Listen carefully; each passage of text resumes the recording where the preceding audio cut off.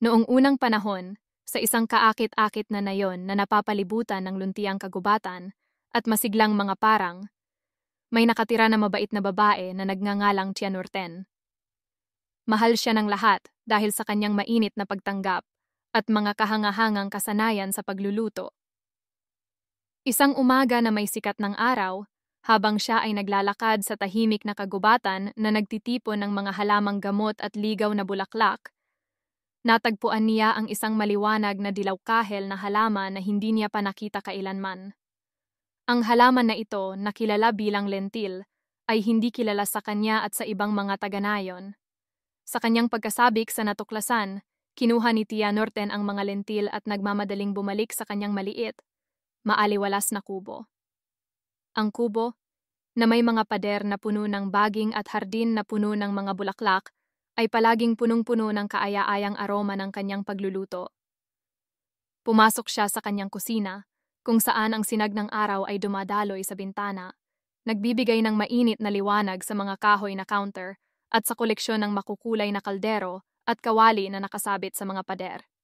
Maingat na hinugasan ni Tia Norten ang mga lentil at inilagay sa isang malaking kaldero na puno ng tubig. Habang nagsisimulang maluto ang mga lentil, idinagdag niya ang pinong hiniwang sibuyas, bawang, karot at patatas. Ang halo ng mga gulay ay lumikha ng isang masiglang mosaic ng mga kulay, at ang aroma na pumuno sa kusina ay parehong nakakabusog at nakakaengganyo. Habang niluluto ang sopas, umupo si Tia Norten sa tabi ng bintana.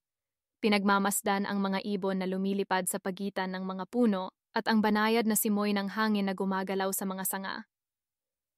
Iniisip niya kung paano niya ibabahagi ang bagong recipe na ito sa kanyang pamilya at sa nayon.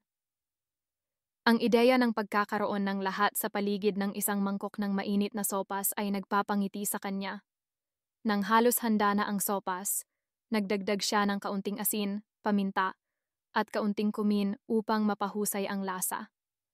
Ang mayaman at malinamnam na aroma ay kumalat sa buong kubo, umabot sa ilong ng kanyang mga usisero na mga apo, sina Ali at Aishe, na naglalaro sa labas. Dahil sa masarap na amoy, mabilis na pumunta sa kusina sina Ali at Aishe, ang kanilang mga mata ay punong-puno ng pananabik. Tinulungan nila si Tia Norten na ihanda ang mesa, naglalagay ng iba't ibang ngunit kaakit-akit na mga mangkok at kutsara sa harap ng bawat upuan. Ang luma at kahoy na mesa, na may simpleng lace tablecloth, ay mabilis na naihanda para sa pagdiriwang ng pamilya. Nang sila ay umupo upang tamasahin ang pagkain, inilagay ni Tia Norten ang mainit-init na lentil na sopas sa bawat mangkok. Ang unang kagat ay nagdala ng tuwa at ligaya sa lahat. Namangha ang pamilya sa bago at masarap na lasa, at ibinahagi ni Tia Norten ang kwento kung paano niya natuklasan ang mga lentil sa kagubatan. Ang gabi ay puno ng tawanan, kwento, at init ng pagmamahal ng pamilya. Ang pagkakatuklas ng lentil na sopas ay naging isang mahalagang alaala, at ang recipe ay ipinasa mula sa isang henerasyon papunta sa susunod, nagiging isang pangunahing bahagi ng mga pagkain ng pamilya. Simula noong araw na iyon, ang lentil na sopas ni Tia Norten ay kilala bilang isang simbolo ng pagmamahal, pagkakaisa, at ang kagalakan ng pagbabahagi ng pagkain kasama ang mga mahal sa buhay. Madalas na nagtitipon ang mga taga-nayon sa kanyang kubo, nasasabik na tikman ang tanyag na sopas at pakinggan ang kwento ng pagkakatuklas nito, ipinagdiriwang ang mga simple ngunit malalim na kaligayahan ng buhay.